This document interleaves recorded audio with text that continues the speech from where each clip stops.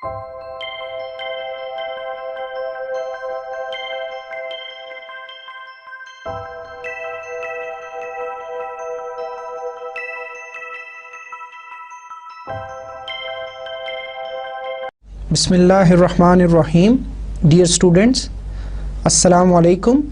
We are back with lecture number 7. I am Asif Munir and I am teaching you CSC 271 database systems.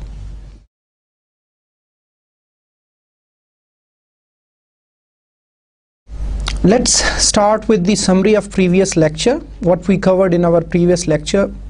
If you remember, we were basically talking about relational model, and we discussed relational keys in our previous lecture. There were different type of keys. We talked about primary key, we talked about candidate key, we talked about super key, and then we talked about foreign key as well. Then we talked about different integrity constraints, and especially we focused on entity integrity constraint and referential integrity constraint, and finally we talked about views. What are views, what are their benefits, and how basically they are used in relational database management system to basically help the users. Let's start with the today's lecture. If you remember, we were basically we finished the chapter number 3 of our textbook, and we will be starting with relational algebra and the relational calculus, and that is the chapter number 4. Okay, there are 5 basic operations in relational algebra जो कि हम मतलब अब ये मुख्तलिफ books में आपको मुख्तलिफ मिलेंगे, लेकिन जो बेसिक ऑपरेशंस है वो आपके 5 डिफाइंड हैं, और उन 5 ऑपरेशंस में सबसे पहले आपके पास सिलेक्शन है, उसके बाद प्रोजेक्शन है, कार्टीजियन प्रोडक्ट है, यूनियन है, और सेट डिफरेंस है। अब कीप इन माइंड, आप में से जिन लोगों ने मैथमेटिक्स पढ़ा होगा और सेट्स पढ़े हुए हैं, आप में से ये सारे जो ऑपरेशंस हैं ऑलमोस्ट आप में से सारे लोगों ने जो है किसी न किसी हवाले से, इवन मैट्रिक तक अगर आपने पढ़ा हुआ है, मैथमेटिक्स या एफएससी तक पढ़ा है, तो डेफिनेटली इन सारे ऑपरेशन से आप बखूबी वाकिफ़ होंगे। अब जितने भी डाटा रिट्रीवल ऑपरेशंस हैं that are performed with the help of these basic operations, के जी आपका सिलेक्शन हो गया, प्रोजेक्शन हो गया, कार्टीजियन प्रोडक्ट हो गया, या जिसको क्रॉस प्रोडक्ट भी कहते हैं, यूनियन हो गया, या सेट डिफरेंस हो गया। लेकिन कुछ एडिशनल आपके जो है ऑपरेशंस भी हैं that can be expressed in the form of basically in terms of 5 basic operations, जिनमें जॉइन है। हम इनको बड़ी डिटेल के साथ, जैसे मैंने पहले भी कहा कि you don't need to worry, हम आज बहुत डिटेल के साथ आज अगले लेक्चर में भी इनको बड़े डिटेल के साथ देखेंगे। उसके बाद हमारे पास इंटरसेक्शन है, और आखिरी जो हमारा ऑपरेशन है दैट इज़ डिवीजन। तो ये सारी चीज़ें हम बड़ी डिटेल के साथ ये इस लेक्चर के अंदर कवर करेंगे। अब अगली जो हमारे इम्पॉर्टेंट चीज़ है, अब हमें ऑपरेशंस का तो पता चल गया कि ये ऑपरेशंस हैं जो कि रिलेशनल अलजेब्रा में हम परफॉर्म कर सकते हैं, और हम उनकी डिटेल्स को भी देखेंगे। लेकिन उससे पहली जो बात है वो ये है कि these operations could be unary और कुड बी बाइनरी। अब यूनरी ऑपरेशंस वो ऑपरेशन होते हैं, इट्स वेरी सिंपल, कि जी यूनरी एक को कहते हैं, यूनरी जो है वो सिंगल को कहते हैं। तो इट मींस कि जो ऑपरेशन एक रिलेशन के ऊपर परफॉर्म होंगे तो वो आपके जो है वो क्या कहलाएगा, वो यूनरी ऑपरेशन कहलाएगा। और जो बाइनरी ऑपरेशन के लिए हमें क्या चाहिए होंगे, हमें जो है वो 2 जो है वो रिलेशंस चाहिए होंगे। तो हम खैर इनको डिटेल से देखेंगे। तो अगर इसमें देखा जाए तो जो हमारे सिलेक्शन और प्रोजेक्शन है they are unary operations basically, कि वो एक ही रिलेशन के ऊपर परफॉर्म होते हैं, और बाकी जो हमारे हैं वो सारे जो है वो बेसिकली बाइनरी ऑपरेशंस हैं, और हम इनकी बड़ी डिटेल के साथ इनको कवर करेंगे। अच्छा, इस स्लाइड पे आप देख सकते हैं कि इन ऑपरेशंस को अगर डायग्रामेटिकली रिप्रेजेंट करना चाहें तो वो कैसे, मतलब इनको जो है वो हम रिप्रेजेंट कर सकते हैं। तो अगेन आई रिपीट कि जी यहाँ पे आपको परेशान होने की ज़रूरत नहीं है, जो आपको यहाँ पे समझ आता है इट्स ओके। हम जो है बहुत डिटेल्ड एग्जांपल्स के साथ हर ऑपरेशन को जो है वो कवर करेंगे। अगर आप सिलेक्शन को देखें तो सिलेक्शन में आप देखते हैं कि अगर इस पूरे वो जो आपको स्क्वायर नज़र आ रहा है, अगर इसको आप एक रिलेशन लें तो सिलेक्शन देखें कि चंद कुछ हॉरिजेंटली शेडेड आपको जो है वो टपल्स या वो रोज नज़र आ रही हैं। तो सिलेक्शन से हमें इस अगर डायग्राम को देखें तो हमें ये डिपिक्ट करने में कोई ज़्यादा मुश्किल नहीं होगी कि जो सिलेक्शन का ऑपरेशन है that is performed horizontally, means कि हम कुछ अपनी मर्जी की रोज या टपल्स जो है इसमें सिलेक्ट करते हैं। इसी तरह जो प्रोजेक्शन की डायग्राम है उसको अगर देखें तो उसमें आपको कुछ वर्टिकल सबसेट्स नज़र आ रहे हैं कि जी आपके कुछ, अब देखें आप, हमने बात की थी हमारा जो रिलेशनल डाटा मॉडल है that basically represents that is represented in form of a relation, कि जी हर चीज़ हमारी रोज और कॉलम्स की फॉर्म में होती है, ठीक है। तो जो आपके हॉरिजेंटली बेसिकली क्या होती हैं, रोज होती हैं, और जो वर्टिकल होते हैं वो आपके कॉलम्स होते हैं। तो इट मीन्स के प्रोजेक्शन के अंदर हमारा क्या हो रहा है कि हमारे कॉलम्स, कुछ सिलेक्टेड कॉलम्स आ रहे हैं, ठीक है।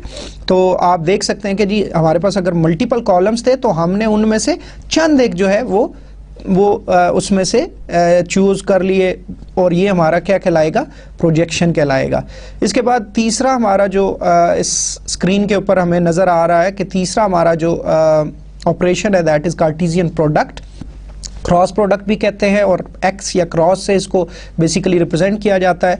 तो अगर हमारे पास फ़र्ज़ करें दो रिलेशन हों पी और क्यू, पी में एट्रीब्यूट्स हैं आपके की वैल्यूज़ हैं ए और बी, और क्यू के अंदर 1 2 3 हैं, तो पी क्रॉस क्यू या पी कार्टेशियन प्रोडक्ट क्यू जो होगा वो आप देख सकते हैं कि ए जो है उसके साथ 1 भी आया, ए के साथ 2 भी आया, ए के साथ 3 भी आया। व्हाट डज इट मीन कि P की हर रो के लिए जो Q की हर रो है वो आ गई, तो इट मींस A के लिए 1 भी रिपीट हुआ, A के लिए 2 भी रिपीट हुआ, A के लिए 3 भी हुआ। इसी तरह B के लिए भी 1 रिपीट हुआ, B के लिए भी 2 भी रिपीट हुआ, B के लिए 3 भी हुआ।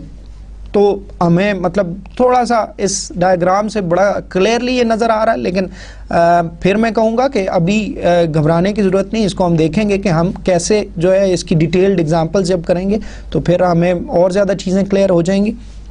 यूनियन का operation it's very simple. Union आपको याद है जब सेट्स हमने पढ़े थे तो सेट्स में हम क्या कहते थे कि यूनियन क्या होता है कि जी जो पहले सेट की भी चीज़ें हैं और जो दूसरे सेट की भी हैं वो दोनों लिख लें, और जो दोनों में कॉमन है उनको एक दफ़ा लिख लें, रिपीट नहीं करना। एग्जैक्टली वही चीज़ इधर। तो आर यूनियन एस देखें, अगर आर हमारा ये शेडेड एरिया जो लाइन से ऊपर ऊपर है और एस अगर वो है तो ये सारा शेडेड कर दिया, तो इट मीन ये सारा सिलेक्ट हो जाएगा, ठीक है जी। अब इंटरसेक्शन को देखें तो इंटरसेक्शन आपको पता है कि जो दोनों में कॉमन चीज़ें होती हैं दोनों सेट्स के अंदर, अगर सेट्स के हवाले से बात की जाए तो दोनों में जो कॉमन होती हैं, एग्जैक्टली रिलेशनल अलजेब्रा इधर भी बात करेंगे तो वही कि जी दोनों में जो कॉमन होंगी दोनों रिलेशंस के अंदर, तो हम देख सकते हैं कि जो आर और एस के दरमियान कुछ हिस्सा आर का, कुछ हिस्सा एस का, और उन दोनों को हमने शेडेड कर दिया, तो इट मीन्स कि ये इंटरसेक्शन है।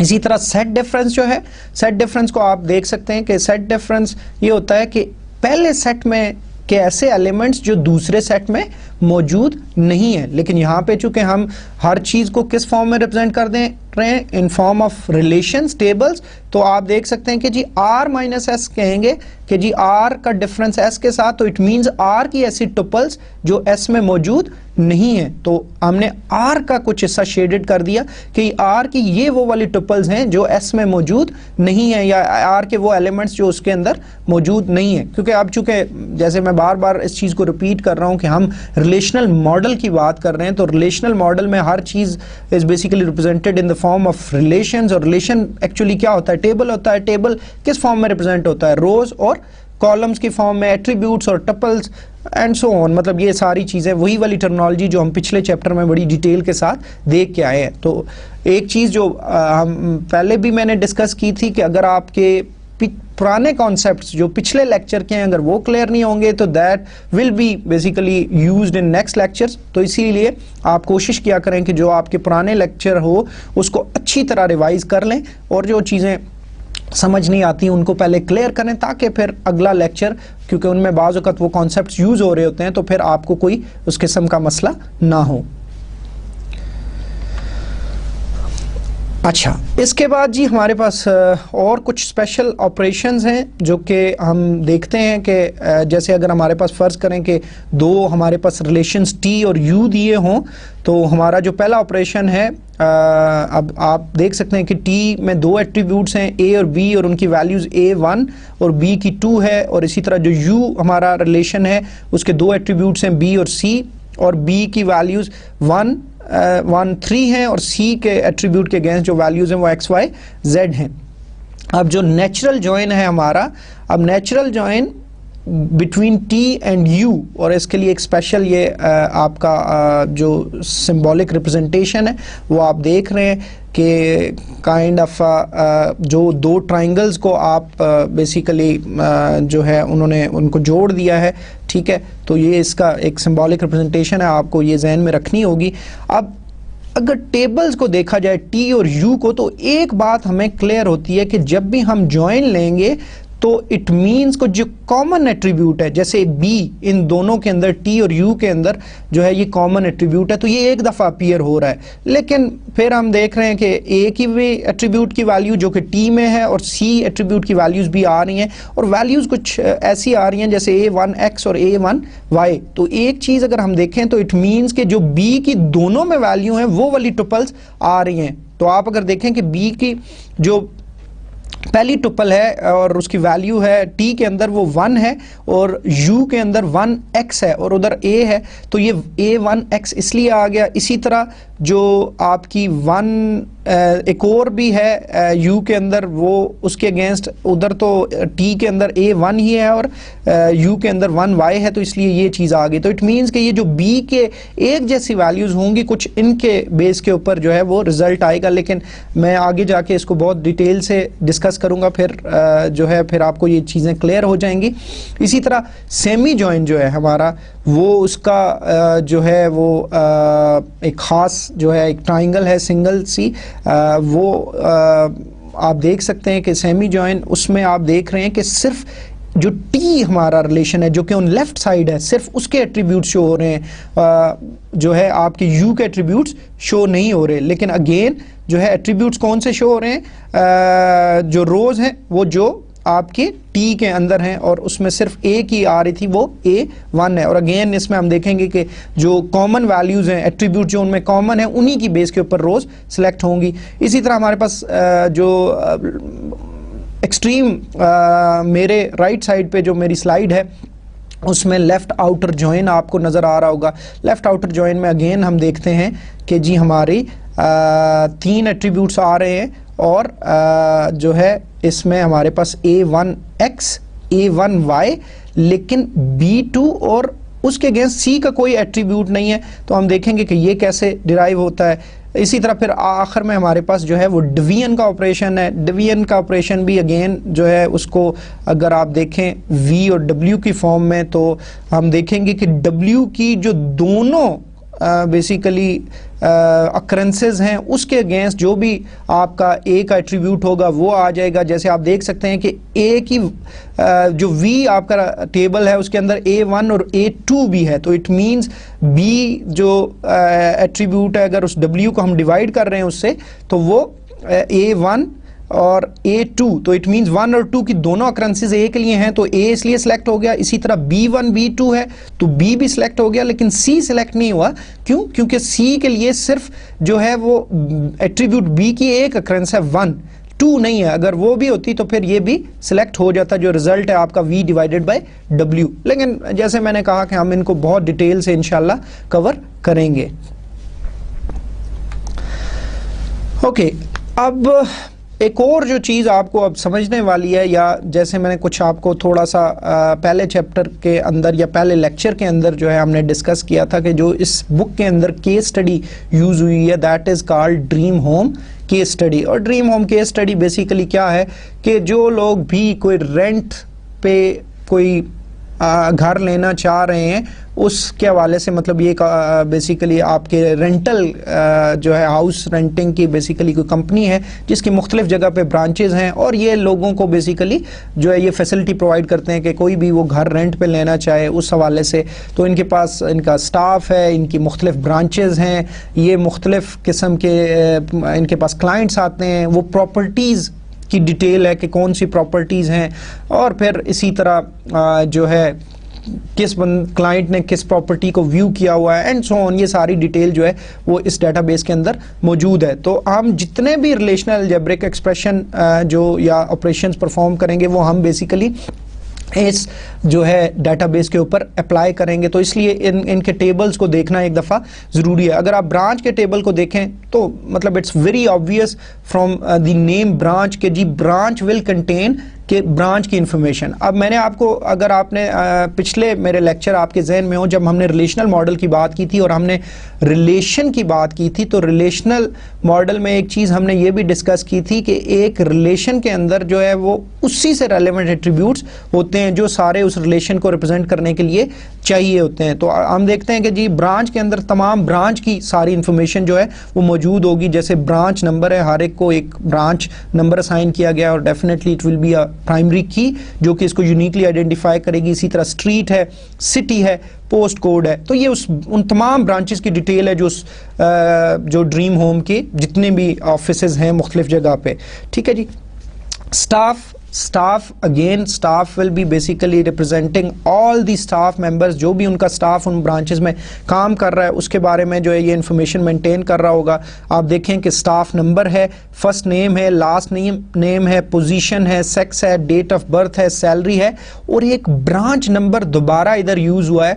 और अगर आपको याद हो कि हमने लास्ट जो हमारे लेक्चर था उसमें हमने फॉरेन की और प्राइमरी की को जो है वो डिस्कस किया था। तो ये देखें कि जो ब्रांच नंबर है वो ब्रांच के रिलेशन के अंदर एज अ प्राइमरी की एक्ट कर रहा है और जो आपका स्टाफ का रिलेशन है या टेबल है उसके अंदर ब्रांच नंबर हमने खुद से डुप्लीकेट किया ताकि हम जो इन दोनों एंटिटीज़ के दरमियान जो रियल लाइफ में रिलेशनशिप है कि एक स्टाफ किसी खास एक ब्रांच में काम करता है तो हमने वो ब्रांच नंबर जो है वो इधर शामिल किया।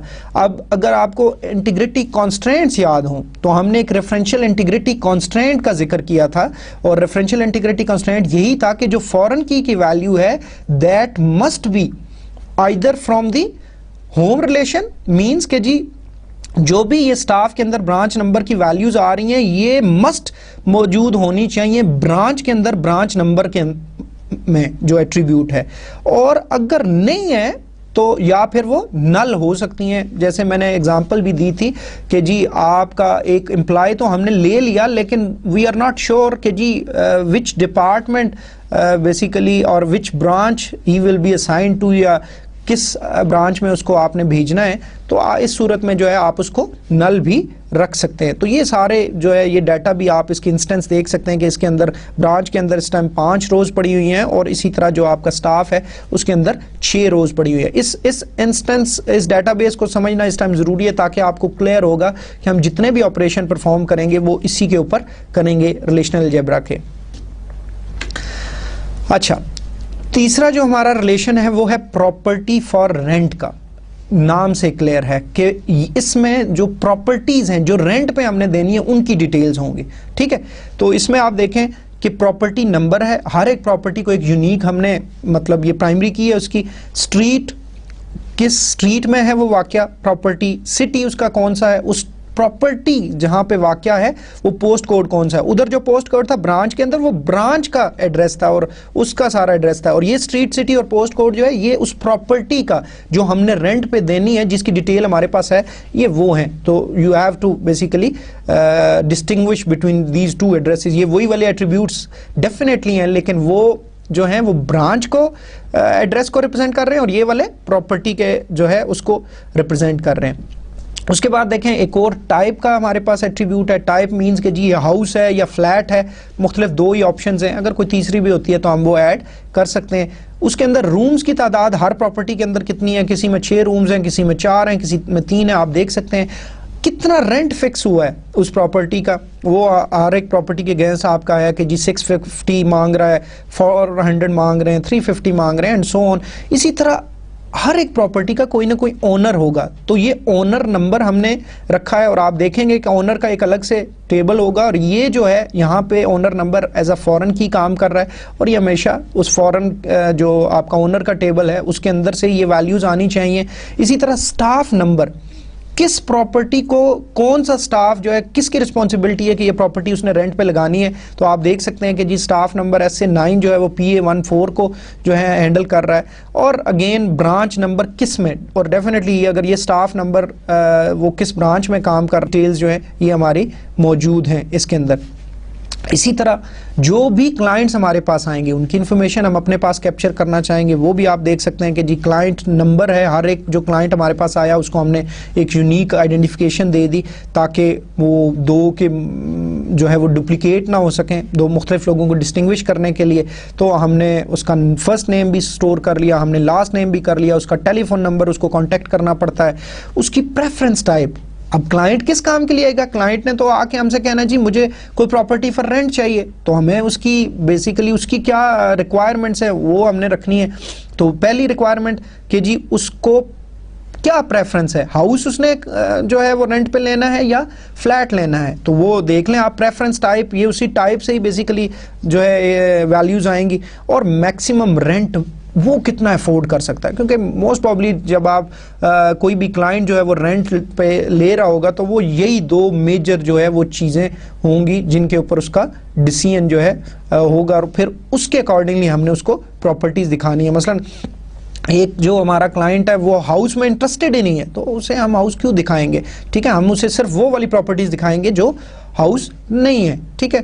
और एक बंदा जो फ्लैट में इंटरेस्टेड है तो हम सिर्फ उसे फ्लैट्स ही दिखाएंगे, उसको हाउस कभी भी नहीं दिखाएंगे। या एक बंदा हाउस में इंटरेस्टेड था लेकिन उसका जो मैक्सिमम रेंज है रेंट की, वो कहता है जी मैं 400 से ज़्यादा पाउंड से नहीं दे सकता, तो अब डेफिनेटली जिन हाउसेस की जो है वो 400 से ऊपर जो रेंट है वो डेफिनेटली हम उसे नहीं दिखाएंगे। तो it will help us basically कि जी हम उसकी प्रेफरेंसेस के मुताबिक जो है उसको जो उससे रेलेवेंट प्रॉपर्टीज है वही दिखाएंगे। अच्छा, अगला हमारा जो रिलेशन है वो प्राइवेट ओनर का है। ओनर एज यू नो जी के हर प्रॉपर्टी का कोई ना कोई ओनर होगा, तो ये देखें ओनर नंबर है, ये वही ओनर नंबर है जो उधर प्रॉपर्टी फॉर रेंट में इस्तेमाल हुआ है। मैं पिछली स्लाइड पे जाता हूँ, आप देख लें, ठीक है। ये देखें C046 PA14 का है, तो ये वही वाला CO46 है जो है। और डेफिनेटली उस ओनर के साथ भी अगर हमने कोई मतलब कोऑर्डिनेशन करनी है, कोई उससे कांटेक्ट करना है, तो we need to have his information, और उसका हमने first name, last name, address और टेलीफोन नंबर अपने पास स्टोर किया हुआ है। तो there are 4 owners that are listed right now.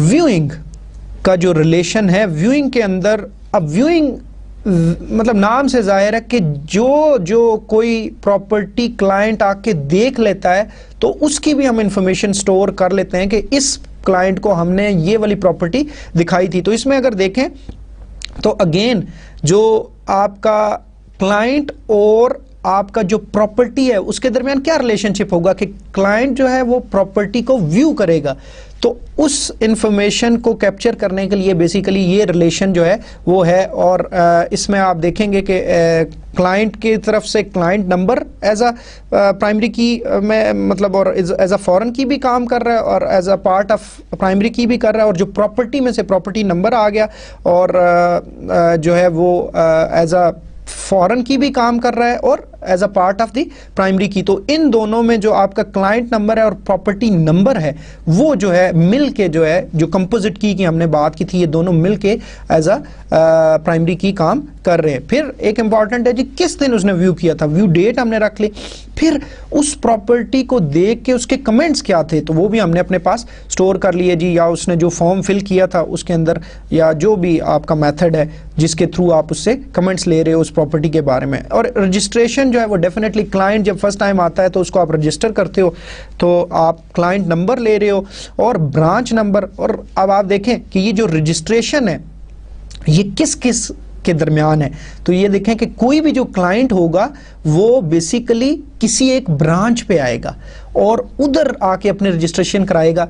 और अब देखें तो क्लाइंट कौन सा आया, वो क्लाइंट नंबर के थ्रू हमने उसको एक नंबर असाइन कर दिया, किस ब्रांच पे आया, ब्रांच नंबर हमने यूज कर लिया इधर, और कौन से स्टाफ ने उसको रजिस्टर किया, स्टाफ की भी इंफॉर्मेशन आई, और वो डेट जिस दिन आया वो सारी इंफॉर्मेशन इसके अंदर हमने इस रजिस्ट्रेशन के जो रिलेशन है इसके अंदर आ गए।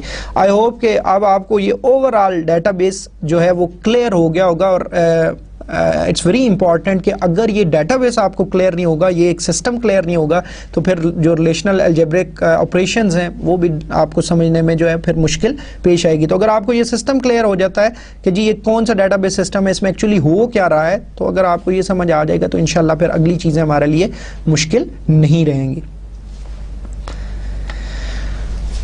Okay, let's start with the operations that are basically available in relational algebra, right? Okay, जो पहला operation है, अब keep in mind कि we talked about two type of operations. We said that there are unary operations and there are binary operations. Unary operations are those operations that are performed on a single relation, right? So it's very unary, एक को कहते हैं, तो it means कि जो एक relation के ऊपर perform करेंगे they will be called unary operations। और दो operations हैं हमारे जो unary हैं, एक selection का है और एक प्रोजेक्शन का है। सिलेक्शन के लिए एक और टर्म भी यूज होती है, सिलेक्शन के लिए रिस्ट्रिक्शन भी टर्म जो है वो यूज की जाती है।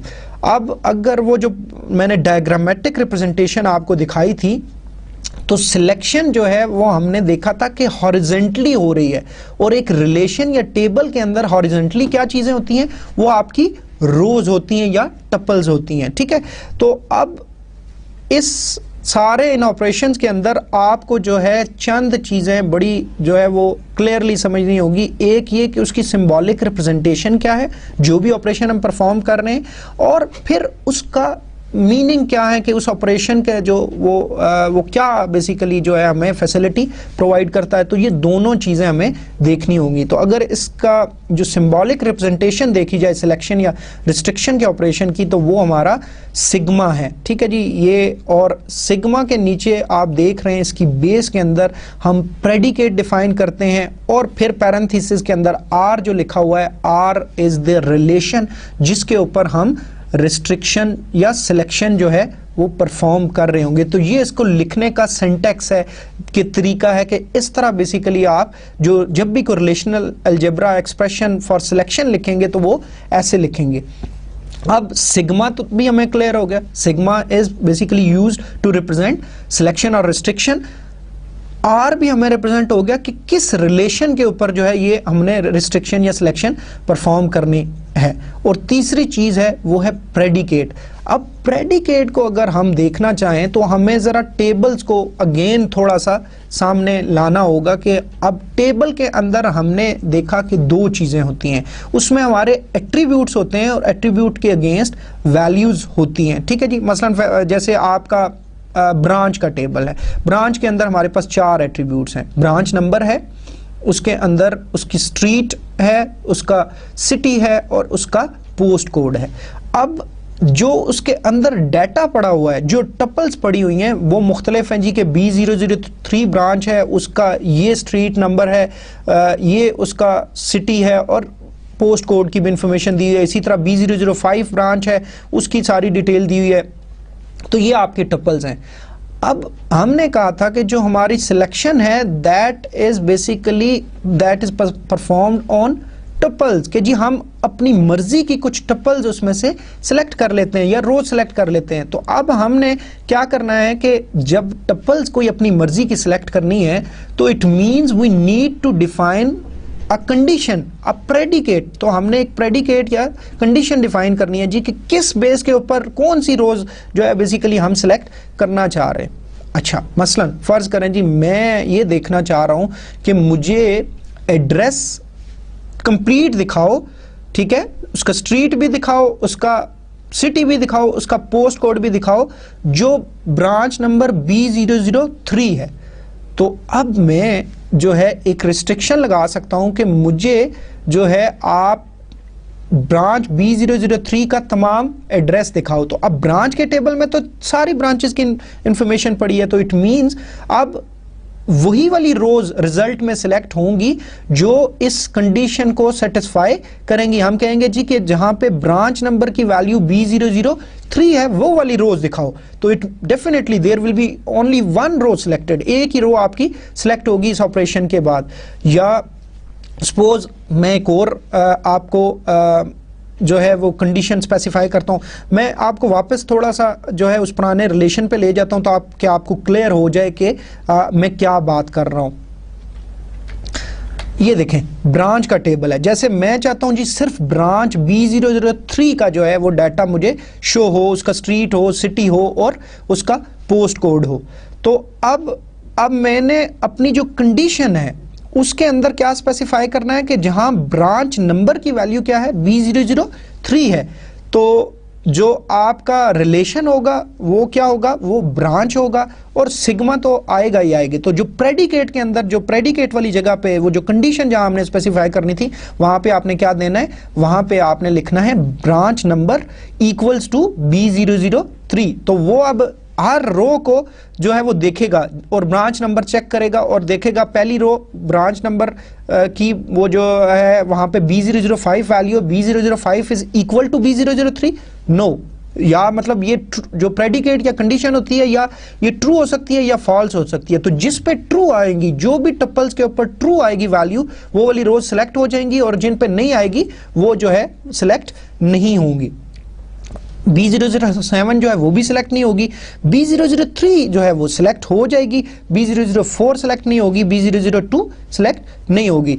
लेकिन जो रिजल्ट आएगा आपका इस रिलेशन का, वो पूरा ये रिलेशन आएगा, लेकिन मसलन उसके एट्रीब्यूट सारे होंगे, ब्रांच नंबर भी आएगा, स्ट्रीट भी आएगा, सिटी भी आएगा, पोस्ट कोड भी आएगा, लेकिन जो रो होगी या टपल होगी वो एक ही होगी। और अगेन मैं आपको एक चीज दोबारा याद दहानी कराता चलूं कि जो हमारा रिलेशनल मॉडल होता है उसके अंदर हम हर जो हमारी कंसेप्चुअल लेवल पे या एक्सटर्नल लेवल पे हर जो चीज़ है उसको हम इन the form of a relation जो है वो रिप्रेजेंट करते हैं। और रिलेशंस के ऊपर किसी किस्म का भी ऑपरेशन परफॉर्म किया जाए तो वो रिजल्ट क्या आएगा, रिलेशन ही आएगा, लेकिन जो आपके एक्चुअल रिलेशंस होते हैं दे आर नॉट अफेक्टेड। तो ये बात आपने भूलनी नहीं है। ओके, अब मैं एक दफ़ा इस डेफिनेशन को भी आपके लिए रिपीट कर देता हूं कि जो हमारी सिलेक्शन या रिस्ट्रिक्शन है, इसको अगर फॉर्मली डिफाइन करना चाहें तो it works on a single relation R हमारा रिलेशन है, एंड डिफाइंस अ रिलेशन, जो रिजल्ट आता है इसका वो एक रिलेशन होता है, again contains only those tuples और rows of R that satisfy the specified condition या प्रेडिकेट। तो जो भी आपने प्रेडिकेट या कंडीशन में जो भी आपने कंडीशन स्पेसिफाई की होगी, जो टुपल्स आर की उस के लिए ट्रू वैल्यू आएगी, उस प्रेडिकेट के लिए, उस कंडीशन के लिए, या जो उसको मैच करेंगी, वो वाली आपकी टुपल इस रिजल्टेंट जो है रिलेशन के अंदर या टेबल के अंदर शो हो जाएंगी। अब जो अगर आपकी एक ही कंडीशन है, मतलब जैसे हमने कहा था जी कि आप कंडीशन एक ही देते हो कि आप कहते हो जहां पे ब्रांच नंबर की वैल्यू B003 है। अब ये भी हो सकता है कि आप मजीद इंफॉर्मेशन जो है वो भी देना चाहें या मजीद जो है रिस्ट्रिक्शन लगाना चाहें। मसलन आप ये कर सकते हो कि आप कह सकते हो कि जो है फ़र्ज़ करो स्टाफ के टेबल की बात करते हैं, तो स्टाफ के टेबल के अंदर हमारे पास बड़े काफ़ी सारे एट्रीब्यूट्स हैं जिनकी इन्फॉर्मेशन हमारे पास है। फ़र्ज़ करें कि मैं ये चाहता हूँ, मैं कहता हूँ जी मुझे उन तमाम स्टाफ का जो है वो इन्फॉर्मेशन शो करो जिनकी पोजीशन जो है वो मैनेजर है और साथ साथ उनकी सैलरी जो है वो ग्रेटर देन 12,000 है। अब मल्टीपल आपने रिस्ट्रिक्शन लगा दी, प्रेडिकेट या कंडीशन लगा दी। तो अब मल्टीपल कंडीशंस किस फॉर्म में लगाई जाती हैं, वो हम लॉजिकल ऑपरेटर्स को यूज करते हुए लगा सकते हैं। जैसे आपका एंड ऑपरेटर है, आई होप कि आपको लॉजिकल ऑपरेटर्स का पता होगा। एंड जो ऑपरेटर है वो आपका तब ट्रू होता है जब आपकी सारी जो कंडीशंस हैं, अगर एक है दो कंडीशंस हैं वो दोनों ट्रू हैं तो तब रिजल्ट ट्रू आएगा, एक ही सूरत में होता है। और के केस में कोई एक कंडीशन भी आपकी ट्रू हो जाए तो वो आपकी जो रिजल्ट होता है वो ट्रू होता है, और नॉट जो होता है वो रिवर्स होता है, अगर ट्रू है तो फॉल्स, अगर फॉल्स है तो उसको वो ट्रू कर देता है। तो मतलब अगर आपने कम्प्लेक्स कोई प्रेडिकेट या कंडीशन, आपकी इस किस्म की सिचुएशन हो जहाँ पे आपने मल्टीपल कंडीशंस लगानी हो, तो उसके लिए आप ये लॉजिकल ऑपरेटर्स यूज़ कर सकते हैं कि आप कह सकते हो जी कि आप दो कंडीशंस का एंड लगा सकते हो, और लगा सकते हो, या इन तीनों का जो है वो कम्बिनेशन किसी भी फॉर्म में आप यूज़ कर सकते हो। अब हम ऐसा करते हैं, हम इनकी एग्जाम्पल्स को देखते हैं, और ना सिर्फ इन एग्जाम्पल्स को देखते हैं बल्कि इनके रिजल्ट्स को भी मतलब एनालाइज करने की कोशिश करते हैं, और इनको रिलेशनल अलजेब्रिक ऑपरेशंस को परफॉर्म करके देखते हैं कि कैसे ये बेसिकली काम करते हैं। सपोज हमसे क्यूरी ये की जाती है, या हमें कहा जाता है कि list all staff with a salary greater than 10,000 pounds. अब जब भी आपको ये सिचुएशन दरपेश होगी तो आपने कैसे इसको लेना है? पहली बात देखें, लिस्ट ऑल स्टाफ, तो इट मींस कि तमाम इंफॉर्मेशन जो है वो किसकी शो करनी है? वो स्टाफ के रिलेशन में से करनी है। और स्टाफ बेसिकली हमारा एक रिलेशन है जो मैंने आपको ड्रीम होम की सैंपल वो डेटाबेस में दिखाया। लेकिन जो कंडीशन है हमारी, इट मीन्स कि सारा उसका वो डाटा सेलेक्ट नहीं करना, सिर्फ उन स्टाफ का डाटा सेलेक्ट करना है जिसकी सैलरी क्या है? ग्रेटर देन 10,000 पाउंड्स है। ठीक है, अब अगेन इसको लिखने का तरीका बहुत आसान, हमें पता चल गया जी कि हमने सिलेक्शन या रिस्ट्रिक्शन परफॉर्म करनी है। तो सिलेक्शन या रिस्ट्रिक्शन का सिंबॉलिक रिप्रेजेंटेशन हमें पता है कि वो किसके थ्रू लिखी जाती है? वो सिग्मा के थ्रू। हमने सिग्मा लिख दिया, उसके नीचे प्रेडिकेट होता है उसकी बेस के अंदर। ठीक है, तो हमने प्रेडिकेट क्या दिया? अब प्रेडिकेट वो कंडीशन होती है जिसकी बेस के ऊपर वो रोज सिलेक्ट होंगी। तो हमें बड़ी क्लियर उधर उन्होंने बताया हुआ है जी कि जिनकी सैलरी की फील्ड के अंदर वैल्यू क्या है? ग्रेटर देन 10,000 आए। तो सैलरी हमारी फील्ड या एट्रीब्यूट का नाम है उस स्टाफ के रिलेशन के अंदर, टेबल के अंदर, और हमने क्या लिखा? Salary greater than 10,000। बड़ी क्लियर बात है, कोई इसमें मसला नहीं है। और ब्रैकेट पैरेंथेसिस के अंदर जो है हमने क्या लिख दिया? रिलेशन का नाम, टेबल का नाम जिस पे ये ऑपरेशन परफॉर्म करना है, तो हमने स्टाफ लिख दिया। अब ये तो रिलेशनल अलजेब्रिक एक्सप्रेशन जो है हमने सिलेक्शन का लिखना सीख लिया। अब देखते हैं कि ये कैसे काम करेगा और इसका रिजल्ट क्या आएगा।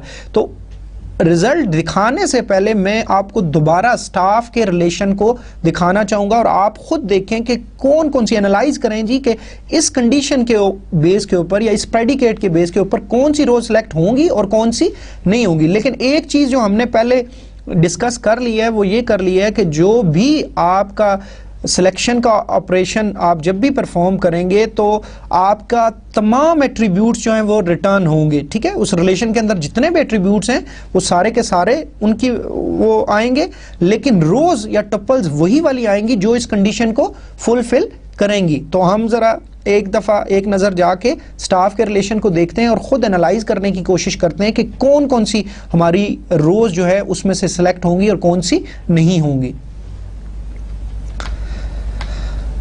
ओके, ये देखें, ये आपका स्टाफ का रिलेशन है।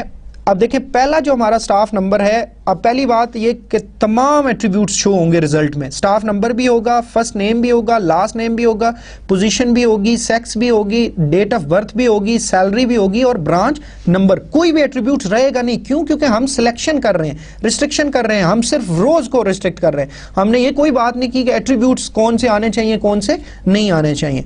तो अब जो हमारे लिए कंडीशन है, कंडीशन सिर्फ एक एट्रीब्यूट के ऊपर है, और वो देखें आप कौन सी थी? सैलरी थी। तो जो पहला स्टाफ मेंबर है उसकी सैलरी कितनी है? 30,000 पाउंड्स है। It mean 30,000 is greater than 10,000, true. तो इट मीन ये रो सिलेक्ट होगी। दूसरा जो हमारा स्टाफ नंबर है वो ST37 है, उसकी सैलरी की फील्ड में देखें वो 12,000 है। 12,000 is again greater than 10,000, true, ये भी रो सिलेक्ट होगी। तीसरी हमारी जो रो है टपल है वो ST14 की है, 18,000, again 18,000 is greater than 10,000 pounds, ये भी ट्रू हो गया। इट मींस ये भी सिलेक्ट हो जाएगी। चौथी जो हमारी टप्पल है that is for SA9 staff number, और उसकी सैलरी देखें 9,000। 9,000 इज ग्रेटर देन 10,000, फॉल्स, गलत, नहीं, ये नहीं आएगी। ठीक है, SG5 24,000 is again greater than 10,000, true.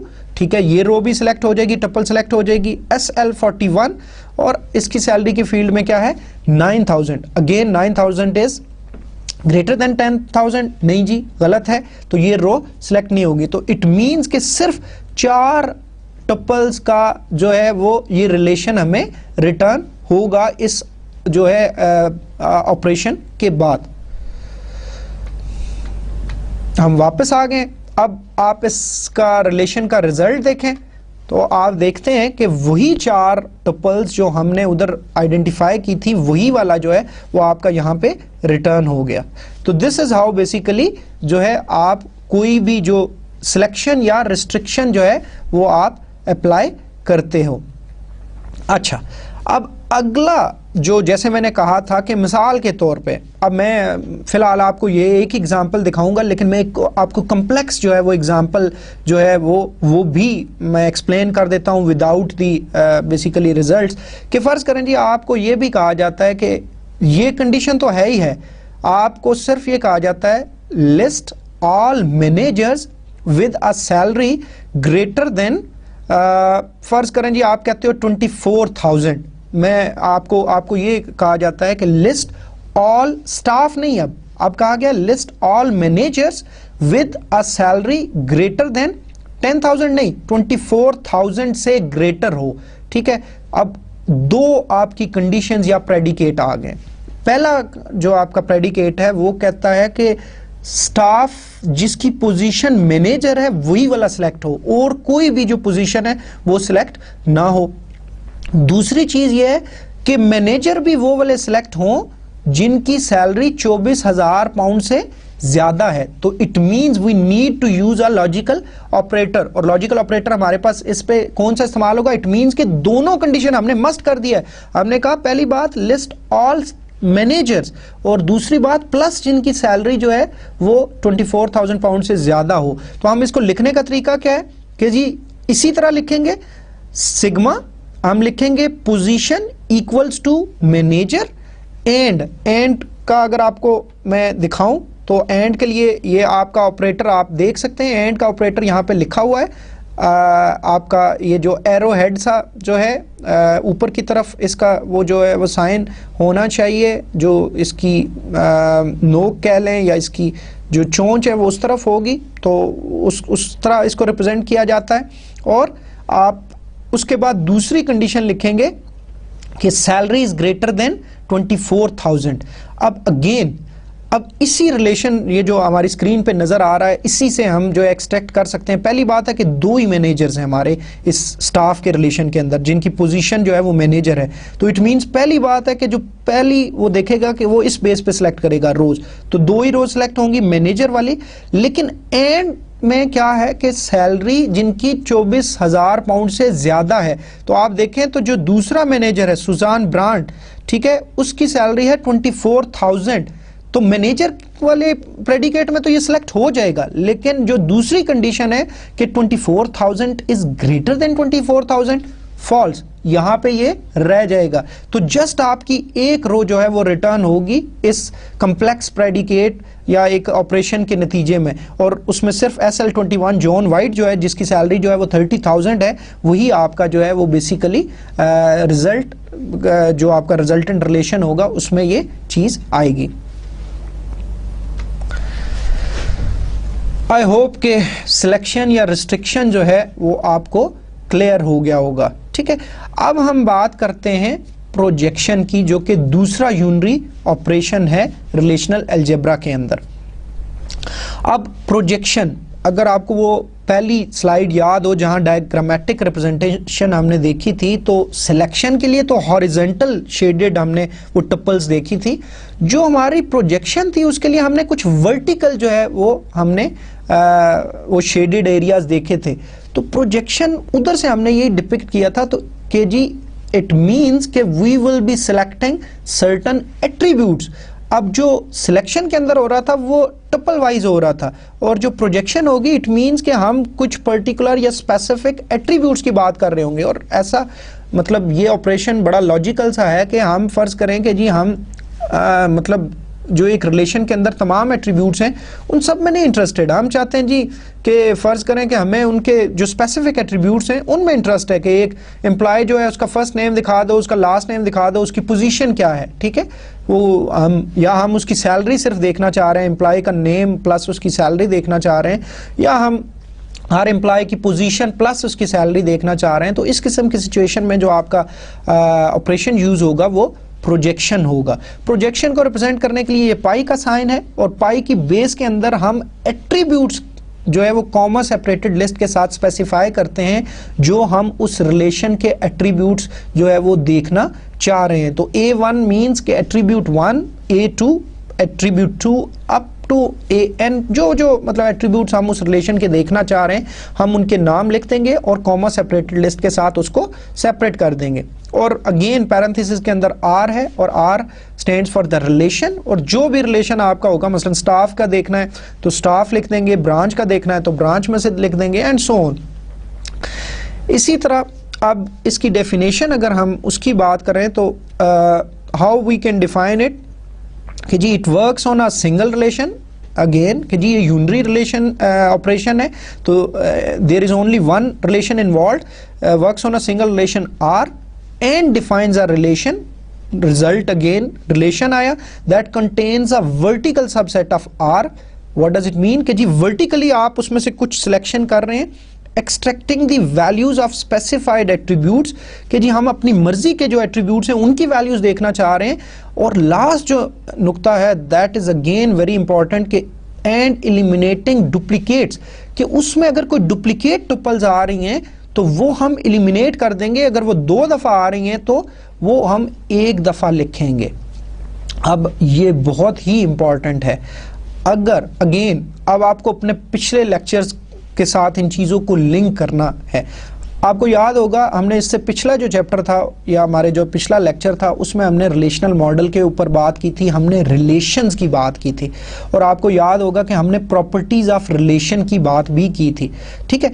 और प्रॉपर्टीज ऑफ रिलेशन में हमने क्या कहा था कि हर एक जो टुपल होगी that will be unique, it means कि एक ही टुपल 2 दफ़ा नहीं आ सकती। और वो हम किस तरह उसको मैनेज कर रहे थे, आपको याद है कि हम उसको इन the form of a primary की जो है वो कि जी हम एक प्राइमरी की जो है उसमें होगी और वो कभी भी रिपीट नहीं होगी, बाकी जो आपके एट्रीब्यूट्स हैं उनकी वैल्यूज रिपीट हो सकती हैं। जैसे नेम है वो रिपीट हो सकता है, पोजीशन उसकी भी वही हो सकती है, किसी और की भी हो सकती है, सैलरी भी एक जैसी हो सकती है, बाकी सारी चीज़ें हो सकती हैं, लेकिन एटलीस्ट जो उसका स्टाफ नंबर है वो रिपीट नहीं हो सकता। अब मसला ये है कि जब हम प्रोजेक्शन कर रहे हैं तो प्रोजेक्शन में हमने प्राइमरी की वाली फील्ड को सपोज सिलेक्ट ही नहीं किया, ठीक है। अब हमने वो वाले एट्रीब्यूट सिलेक्ट किए हैं जो डुप्लीकेट हो सकते हैं, ठीक है। तो अब क्या होगा, अब एक और चीज आपके जहन में होनी चाहिए कि हमने कहा था कि जो आपका रिलेशनल अलजेब्रा के ऑपरेशंस हैं that are performed on relations, जो जिन पे ऑपरेशन परफॉर्म कर रहे हैं जो आपके ऑपरेंड्स हैं वो भी रिलेशन है, और जो रिजल्ट आता है वो भी क्या है, रिलेशन है।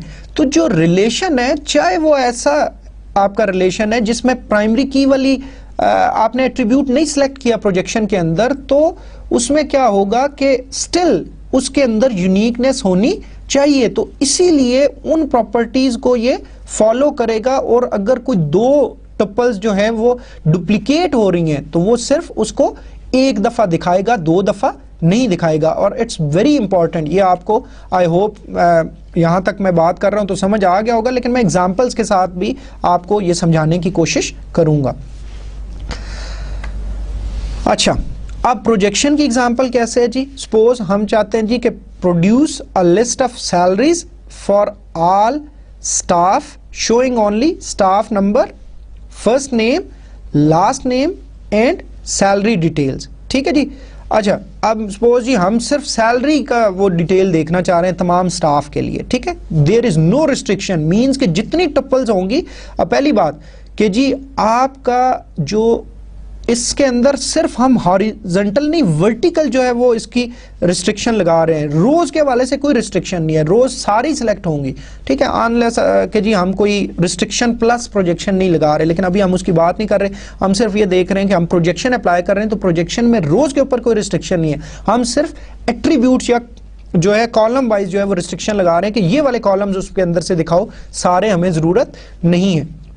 तो इसको लिखने का तरीका हमने पहले भी डिस्कस किया, पाई का साइन है और पाई की बेस के अंदर हम वो तमाम एट्रीब्यूट्स लिखेंगे जो हम शो करवाना चाह रहे हैं रिजल्टेंट रिलेशन के अंदर। तो हमने कहा जी स्टाफ नंबर भी हमें दिखा दो, कॉमा फर्स्ट नेम दिखा दो, कॉमा लास्ट नेम दिखा दो, कॉमा सैलरी दिखा दो, और ये जो पैरेंथेसिस के अंदर स्टाफ नजर आ रहा है इट मींस के जी स्टाफ के रिलेशनशिप में से दिखाओ। तो अब आपका रिजल्ट के अंदर डिग्री जो होगी वो आपकी चेंज होगी। अगेन डिग्री क्या है आपको याद होना चाहिए, हमने पिछले अपने लेक्चर्स में कवर कर चुके हैं। डिग्री जो होती है वो आपके नंबर ऑफ एट्रीब्यूट्स को कहते हैं। तो स्टाफ के अंदर number of attributes actually different थे, ठीक है। तो जब हम प्रोजेक्शन अप्लाई करते हैं तो जो रिजल्टेंट रिलेशन आता है उसकी डिग्री डिफरेंट होगी, और उसकी डिग्री कितनी होगी जितने आप एट्रीब्यूट्स यहाँ पे स्पेसिफाई कर रहे हैं। लेकिन अगर सिलेक्शन या रिस्ट्रिक्शन की बात की जाए तो उसमें कार्डिनैलिटी के ऊपर फर्क पड़ता है, ठीक है। और जो है डिग्री जो है आपकी कोई जो है वो चेंज नहीं होती, जितने उस रिलेशन के अंदर एट्रीब्यूट्स होते हैं वो सारे के सारे आ जाते हैं। लेकिन जो प्रोजेक्शन है इसके अंदर रिवर्स होता है कि आपकी डिग्री चेंज होती है, कार्डिनैलिटी नहीं होती, जितनी रोज होती हैं वो सारी की सारी आ जाती हैं। अब अगेन इस चीज को देखने के लिए हमें पहली बात क्लियर होगी कि इसका रिजल्ट समझने के लिए हमें ये क्लियर होना जरूरी है कि जो हमारा एट्रीब्यूट्स हैं वो सिर्फ 4 शो होंगे। एक स्टाफ नंबर होगा, एक फर्स्ट नेम होगा, एक लास्ट नेम होगा और एक सैलरी होगा, ठीक है। लेकिन टुपल्स के ऊपर कोई रिस्ट्रिक्शन नहीं, सारी की सारी टुपल्स जो कि 6 इस रिलेशन के अंदर हैं वो सारी की सारी शो हो जाएंगी, लेकिन सिर्फ ये वाले एट्रीब्यूट्स के साथ।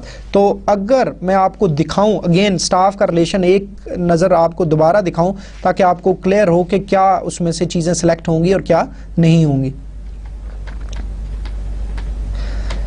ये देखें स्टाफ का रिलेशन है, स्टाफ नंबर है, फर्स्ट नेम है, लास्ट नेम है, ये तीनों एट्रीब्यूट शो होंगे। पोजीशन नहीं शो होगी, सेक्स नहीं शो होगा, डेट ऑफ बर्थ नहीं शो होगी और ब्रांच नंबर भी शो नहीं होगा। सिर्फ 4 एट्रीब्यूट्स होंगे, staff number, first name, last name और सैलरी। लेकिन टुपल्स 6 की 6 शो होंगी। तो मैंने बताया कि डिग्री चेंज हो गई है, कार्डिनैलिटी चेंज नहीं हुई प्रोजेक्शन में, लेकिन आपका जो सिलेक्शन या रिस्ट्रिक्शन था उसमें डिग्री रिमेन्स द सेम और जो आपकी कार्डिनैलिटी है वो चेंज होती है, ठीक है जी।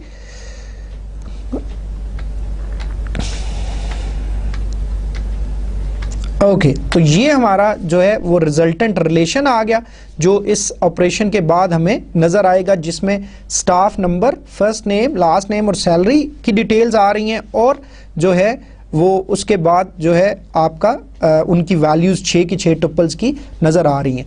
अब जो मैं पिछली स्लाइड पे डिस्कस कर रहा था कि अगर कोई आप ऐसे एट्रीब्यूट सेलेक्ट कर लेते हैं जिनमें डुप्लीकेशन हो रही है तो वो डुप्लीकेशन को क्या करेगा, इलिमिनेट करेगा। तो मिसाल के तौर पे फॉर एग्जांपल ब्रांच का रिलेशन जो है उसको देखते हैं।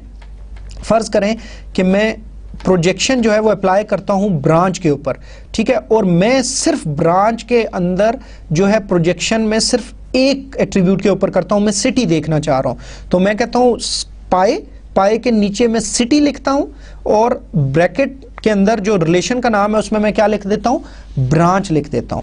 अब आप देखें कि जो लंदन है उसकी वैल्यू 2 दफा आ रही है। अब अबरडीन, ग्लासगो, ब्रिस्टल और फिर लंदन। तो अब मैं तो सिटी का एट्रीब्यूट मुझे मतलब जो आपका रिलेशन आएगा रिजल्ट के तौर पे वो सिर्फ एक एट्रीब्यूट होगा, लेकिन उसकी टुपल्स कितनी आएंगी, वो टुपल्स आपकी 4 आएंगी, 5। हालांकि ब्रांच के अंदर 5 टुपल्स हैं, तो हम तो चूंकि सिर्फ सिटी के को देख रहे हैं तो सिटी जो है लंदन वो 2 दफा आ रहा है, लेकिन जो आपका रिजल्ट आएगा वो कितना आएगा, वो लंदन जो है जो रिपीट हो रही है, डुप्लीकेट हो रही है, वो 1 दफा दिखाएगा, उसको 1 दफा अबरडीन दिखाएगा, 1 दफा ग्लासगो और 1 दफा ब्रिस्टल। तो मतलब ये एक इंपॉर्टेंट पॉइंट है जो आपने समझना है कि जी आपका जो सिटी है वो आपका प्रोजेक्शन के अंदर अगर रिपीट हो भी रहा है तो वो उसको जस्ट 1 दफा दिखाएगा।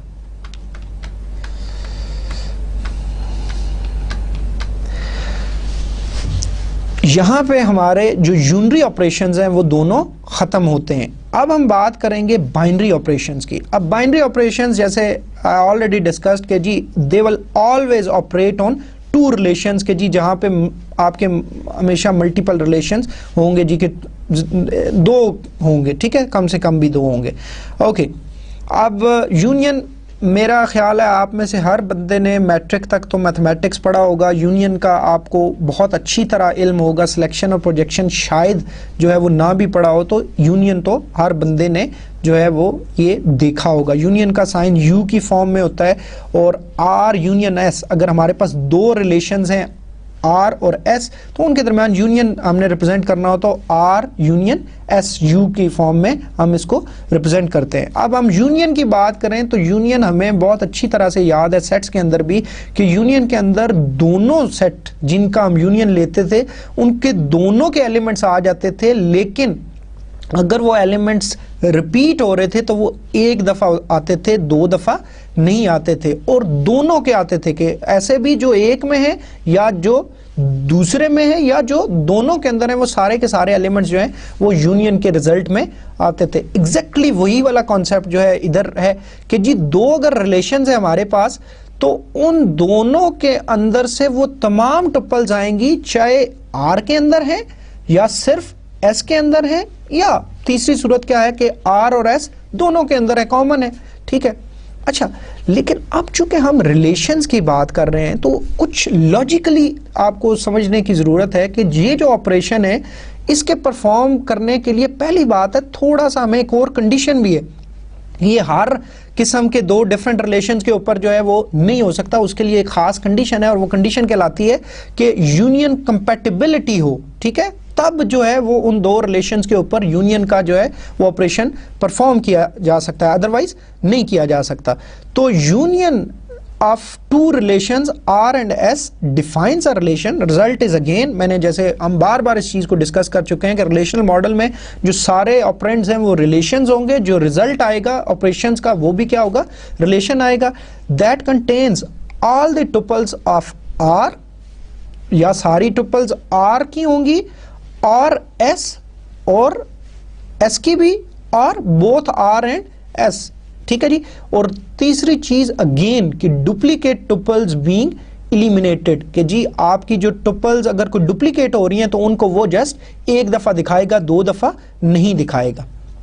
अगला पॉइंट जो मैंने डिस्कस किया कि R and S must be union compatible. अब ये बड़ा इंपॉर्टेंट नुक्ता है, इसको समझने की इस तरह जरूरत है। आप देखें हम बात कर रहे हैं दो डिफरेंट टेबल्स की, उसके अंदर जो रोज हैं जब हम उन पे मतलब दो डिफरेंट रिलेशंस के ऊपर यूनियन का ऑपरेशन परफॉर्म करेंगे तो आपका जो रिजल्ट आएगा वो एक रिलेशन आएगा। अब पहली बात यह है कि जरा इस चीज को क्लियरली समझ लें कि जी दो रिलेशंस अगर एक जैसे नहीं है, एक जैसे होने से मुराद कि जी आपका जो है उन रिलेशंस के अंदर अगर एट्रीब्यूट्स कोई और है दूसरे के अंदर कोई और है तो वो एक ही रिलेशन के अंदर कैसे रिप्रेजेंट हो सकते हैं, वो तो नहीं हो सकते, ठीक है। तो ये जो है वो यूनियन कंपैटिबिलिटी होगी तो वो जो है वो आप ये ऑपरेशन परफॉर्म कर सकते हैं। अब यूनियन कंपैटिबिलिटी क्या है इसको समझ लेते हैं। पहली बात, दोनों रिलेशंस की डिग्री जो है वो सेम होनी चाहिए। क्या मतलब जी कि जो अगर रिलेशन आर है तो उसके एट्रीब्यूट्स की तादाद 4 है तो दूसरे के भी जो एट्रीब्यूट्स हैं एस के रिलेशन के जो एट्रीब्यूट्स हैं, और नंबर ऑफ एट्रीब्यूट्स आपको पता है डिग्री कहलाता है, तो दोनों की डिग्री 4 होनी चाहिए। अगर पहले की 3 है तो दूसरे की भी 3 होनी चाहिए। तो मतलब डिग्री पहली बात है कि दोनों की सेम होनी चाहिए। दूसरी इंपॉर्टेंट बात यूनियन कंपैटिबिलिटी के लिए दो चीजें हैं।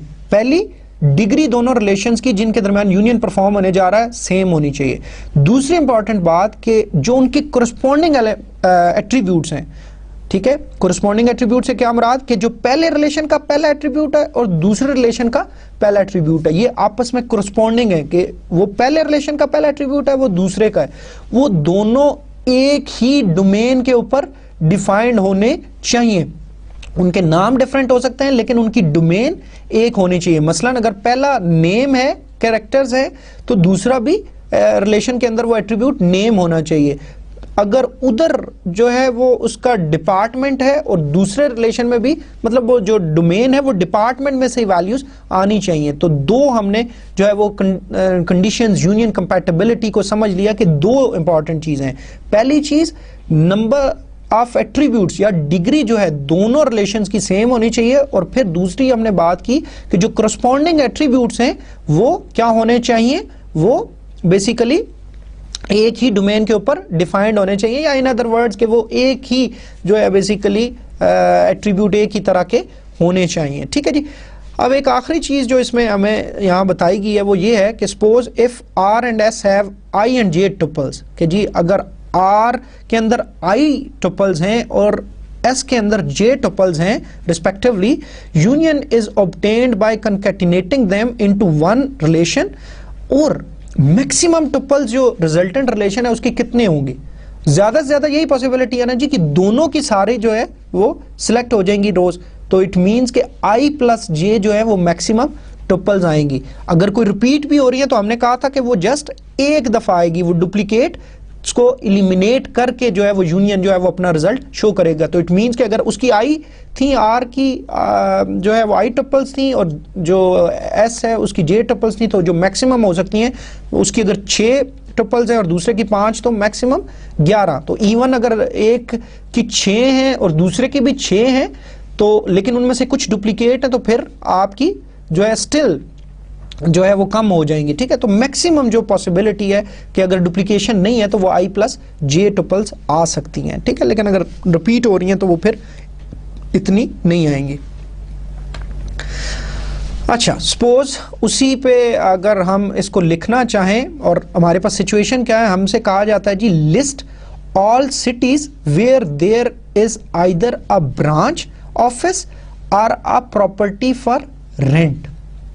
अच्छा, ये जो पहले मैंने आपको सारा वो डेटाबेस समझाया था वो इसीलिए समझाया था ताकि आपको जब तक सिनेरियो क्लियर नहीं होगा कि हमसे क्या पूछा जा रहा है, हमें किस किस्म का रिलेशनल अलजेब्रिक एक्सप्रेशन किस सिनेरियो के लिए लिखना है, तो फिर बात नहीं बनेगी, फिर आपको यहाँ पे प्रॉब्लम आएगी। तो हमें देखें, पहली बात वो क्या कह रहे हैं, list all cities, it means कि we are only interested in cities. अच्छा, दूसरी बात, there is either a branch, कि जी जहां पे कोई ब्रांच मौजूद है, or a property for rent. तो इट मींस कि जी हम दो टेबल्स में से डाटा लेंगे, जैसा कि हमने कहा था कि ये बाइनरी ऑपरेशन है, तो इट मींस कि ये दो रिलेशंस के ऊपर जो है वो परफॉर्म होगा। तो दूसरा जो प्रॉपर्टी फॉर रेंट, जैसा कि नाम से ज़ाहिर हमारा प्रॉपर्टी फॉर रेंट का एक रिलेशन था, तो हमने ये देखना है कि कौन से हमारे ऐसे सिटीज हैं वो जिनके अंदर जो है वो बेसिकली या कोई ब्रांच ऑफिस है या कोई प्रॉपर्टी फॉर रेंट है। अब अगेन, अब जो ब्रांच का टेबल है उसके एट्रीब्यूट्स डिफरेंट है। ठीक है, ब्रांच के अंदर ब्रांच नंबर है, उसका स्ट्रीट है, उसका सिटी है, उसका पोस्ट कोड है। लेकिन अगर आप प्रॉपर्टी फॉर रेंट को देखें तो उसमें प्रॉपर्टी नंबर है, उस प्रॉपर्टी का फिर एड्रेस है, उसका स्ट्रीट है, उसका सिटी है, उसका पोस्ट कोड है, लेकिन फिर उसकी प्रॉपर्टी की टाइप थी कि वो हाउस है या फ्लैट है, फिर उसका रेंट था, फिर उसका ओनर नंबर था। तो हमने कहा था जी कि यूनियन तो दो ऐसे रिलेशंस के ऊपर परफॉर्म हो सकता है जो यूनियन कंपैटिबल हों, और यूनियन कंपैटिबल को मैं अगेन रिपीट, यूनियन कंपैटिबिलिटी से क्या मुराद है कि दोनों की डिग्री सेम हो। ठीक है, तो डिग्री तो इन दोनों की सेम नहीं है, एक के तो कुछ एट्रीब्यूट्स हैं, नंबर ऑफ एट्रीब्यूट्स, दूसरे के कुछ और हैं। अच्छा, दूसरी बात कि जो कोरस्पॉन्डिंग एट्रीब्यूट्स हैं वो एक जैसी डोमेन के ऊपर डिफाइंड हो, तो हम उन दोनों रिलेशंस को देखें तो ऐसा तो बिल्कुल नहीं है। तो हमें क्या करना पड़ेगा, हमें पहले प्रोजेक्शन अप्लाई करके उनको यूनियन कंपैटिबल बनाना पड़ेगा। तो हम जरा गौर से इस सिनेरियो को फिर समझने की कोशिश करते हैं। हमें सिर्फ उन सिटीज की इंफॉर्मेशन चाहिए जहां पे चाहे कोई ब्रांच है, ब्रांच ऑफिस है ड्रीम होम का, या फिर कोई भी प्रॉपर्टी फॉर रेंट है। अब इसको दिखाने के लिए अब जरा पहले देखें कि हम कैसे लिखेंगे। पहली बात कि हमने प्रोजेक्शन अप्लाई कर दी ब्रांच के ऊपर, तो ब्रांच के ऊपर प्रोजेक्शन अप्लाई की तो हमें सिर्फ हमने कौन सा एट्रीब्यूट सेलेक्ट किया, सिटी का। दूसरी तरफ भी हमने प्रॉपर्टी फॉर रेंट के ऊपर अगेन प्रोजेक्शन अप्लाई की। आप देखें पाए और सिटी लिखा, इट मींस कि हम दोनों टेबल्स का सिर्फ एक एक एट्रीब्यूट और उनकी वैल्यूज ले रहे हैं, और वो क्या ले रहे हैं, सिटी ले रहे हैं। अब फिर इनका हम यूनियन ले रहे हैं, और यूनियन क्या करेगा, चाहे वो ब्रांच के सिटीज में से आए या प्रॉपर्टी फॉर रेंट के सिटीज में से आए। हमने यही कहा था कि और हमने ये नहीं कहा कि जहां पे ब्रांच है प्लस उसकी प्रॉपर्टी फॉर रेंट भी है, हमने कहा कोई एक भी है, चाहे ब्रांच है या प्रॉपर्टी फॉर रेंट कोई भी है, तो इसलिए हमने फिर यूनियन का इस्तेमाल किया। अब इसको समझने के लिए पहले हम इसके इंटरमीडिएट रिजल्ट्स को समझते हैं। हम पहले ये देखते हैं कि पहले सिर्फ प्रोजेक्शन लेफ्ट साइड पे जो है वो अप्लाई होगी ब्रांच के ऊपर सिटी की, ठीक है जी। मतलब ब्रांच वाले रिलेशन के ऊपर सिटी के हवाले से प्रोजेक्शन करेंगे। तो मैं ब्रांच का रिलेशन आपको दिखाता हूं और आप देखें कि प्रोजेक्शन में हमने क्या कहा था। प्रोजेक्शन में हमने कहा था जो हम पाए के नीचे एट्रीब्यूट देते हैं सिर्फ वो एट्रीब्यूट जो है वो नजर आएंगे। एक ही एट्रीब्यूट नजर आ रहा है सिटी का, ठीक है। और हमने कहा था अगर डुप्लीकेट कोई वैल्यूज होंगी तो वो डुप्लीकेट शो नहीं करेगा। ये बात भी हमें क्लियर है। तो हम जरा जाके देखते हैं कि ये क्या इसमें जो है हमारा शो होगा। तो आपको मैंने बताया था कि इसमें हमारी 5 टुपल्स नजर आ रही हैं ब्रांच के अंदर सिटी में। मतलब ओवरऑल 5 टुपल्स हैं, तो सिटीज हमें 5 नजर आ रहे हैं। एक लंदन नजर आ रहा है, एक आबरडीन नजर आ रहा है, एक ग्लासगो नजर आ रहा है, ब्रिस्टल और फिर लंदन। लेकिन मैंने क्या कहा था कि प्रोजेक्शन जो है वो आपका ऑपरेशन जो है वो क्या करेगा कि अगर कोई डुप्लीकेट टुपल्स आ रही हैं, रोज आ रही हैं, तो उनको क्या कर देगा, इलिमिनेट कर देगा। मींस के जी लंदन को वो जस्ट एक दफा शो करेगा। तो आपकी 4 टुपल्स जो है पहले ऑपरेशन जो लेफ्ट साइड पे था कि आपने प्रोजेक्शन अप्लाई की थी ब्रांच पे, उसमें सिर्फ आपकी 4 टुपल्स आएंगी। कौन कौन सी वैल्यूज आएंगी? सिटी के अगेंस्ट लंदन की, आबरडीन की, ग्लासगो की और ब्रिस्टल की, ठीक। अच्छा, दूसरा हमारा रिलेशन था प्रॉपर्टी फॉर रेंट का, ठीक है। उसमें भी मैंने आपको बताया था कि सिर्फ हमने प्रोजेक्शन की सिटी के ऊपर। तो जो हमारा लेफ्ट साइड थी उसमें एक रिलेशन हमें रिजल्ट में मिला जिसने क्या दिया, सिटी एक एट्रीब्यूट और उसकी 4 टुपल्स आई लंदन, आबरडीन, ग्लासगो और ब्रिस्टल के साथ। अब प्रॉपर्टी फॉर रेंट को देखें। प्रॉपर्टी फॉर रेंट के अंदर हमारे पास 6 टुपल्स हैं, लेकिन उनके सिटी के ऊपर प्रोजेक्शन हो रही है। सिटी में देखें आबरडीन, लंदन और ग्लासगो 4 दफा रिपीट हो रहा है। तो व्हाट डज इट मीन, कितने टुपल्स आएंगे आपके वो जो राइट साइड पे जो आपका जो प्रोजेक्शन अप्लाई हो रही थी प्रॉपर्टी फॉर रेंट के ऊपर, सिर्फ 3 टुपल्स आएंगी। कौन कौन सी? आबरडीन, लंदन और ग्लासगो, ठीक है जी। अच्छा, अब हमने ये देख लिया कि 3 टुपल्स उसकी इसकी आ गई और 4 टुपल्स वो जो लेफ्ट वाले की आ गई, ठीक है। अब हमने इनके दरमियान कीप इन माइंड कि हमने अब इसके बाद जो है वो यूनियन का ऑपरेशन जो है वो इसके ऊपर परफॉर्म होगा, ठीक है। ओके, अब यूनियन का ऑपरेशन जब परफॉर्म हुआ तो यूनियन का ऑपरेशन क्या कहता है कि यूनियन का ऑपरेशन ये कहता है जी कि ऐसी टुपल्स आएंगी। अब हमने इनको यूनियन कंपैटिबल बना लिया। देखें यूनियन कंपैटिबिलिटी हमने इस प्रोजेक्शन के थ्रू अचीव कर ली। वो कैसे कि हमारे दोनों के नंबर ऑफ एट्रीब्यूट्स या डिग्री जो है वो इक्वल है, कि दोनों रिलेशंस जो लेफ्ट और राइट साइड पे जिनके दरमियान यूनियन परफॉर्म हो रहा है दोनों का डिग्री 1 है, कि सिटी का एट्रीब्यूट इधर भी है उधर भी सिटी का एट्रीब्यूट है। Number of tuples left side वाले जो हमारी प्रोजेक्शन है उसमें 4 आ रही हैं। लंदन आ रहा है, आबरडीन आ रहा है, ग्लासगो आ रहा है, ब्रिस्टल आ रहा है। जो राइट साइड पे है उसमें सिर्फ लंदन, उसमें आबरडीन और ग्लासगो आ रहा है। अब यूनियन क्या कहता है कि यूनियन विल बेसिकली जो परफॉर्म करने के बाद जो हमें रिलेशन मिलेगा उसके अंदर जो टुपल्स होंगी वो ए जो पहला रिलेशन है उसमें से भी हो सकती हैं, जो दूसरा रिलेशन है उसमें से भी हो सकती हैं, या दोनों में जो कॉमन है वो भी हो सकती हैं। तो हमने देखा जी लंदन लेफ्ट वाले में भी है राइट वाले में भी है, तो वो एक दफा आ जाएगी, ठीक है। हमने देखा कि जो आपका आबरडीन है वो इधर भी है उधर भी है, वो भी आ गया। हमने देखा ग्लासगो लेफ्ट वाले रिलेशन में भी है राइट वाले में भी है, तो वो भी आ गया। लेकिन जो ब्रिस्टल है वो सिर्फ हमारे लेफ्ट वाले रिलेशन में है। लेकिन यूनियन की यही खास बात थी कि यूनियन जो चाहे किसी एक रिलेशन के अंदर वो टुपल है या दूसरे में है या दोनों में, उनको वो शामिल करेगा। तो जो हमारा रिजल्ट आएगा वो 4 टुपल्स का होगा, जिसमें लंदन वैल्यूज सिटी के लिए लंदन, आबरडीन, ब्रिस्टल और ग्लासगो ये 4 टुपल्स आएंगी। तो ये हमारा जो है वो रिजल्ट आ गया। तो दिस इज वेरी सिंपल कि जी आपने जो है पहले यूनियन परफॉर्म करने से पहले आपने उसको यूनियन कंपैटिबल बनाया उन रिलेशंस को, और फिर उसके ऊपर आपने क्या ऑपरेशन परफॉर्म कर दिया, यूनियन का ऑपरेशन परफॉर्म कर दिया। और यूनियन, आई होप कि इसमें कोई ऐसा मसला नहीं है। ओके, जो अगला हमारा जो बेसिक ऑपरेशन है वो है आपका सेट डिफरेंस। बहुत आसान है सेट डिफरेंस जो है। सेट डिफरेंस हमेशा जो है वो हम इसको रिप्रेजेंट करने के लिए माइनस का साइन यूज़ करते हैं, और इसको रिप्रेजेंट करना हो तो हम ऐसे रिप्रेजेंट कर सकते हैं r माइनस एस, और it defines a relation consisting of the tuples that are in relation R but not in S। अब keep in mind कि जो set difference है अगेन ये उन दो रिलेशंस के दरमियान परफॉर्म हो सकता है जिनकी यूनियन कंपैटिबिलिटी है। अगर यूनियन कंपैटिबिलिटी नहीं है तो ये आपका ऑपरेशन परफॉर्म नहीं हो सकता। ठीक है जी।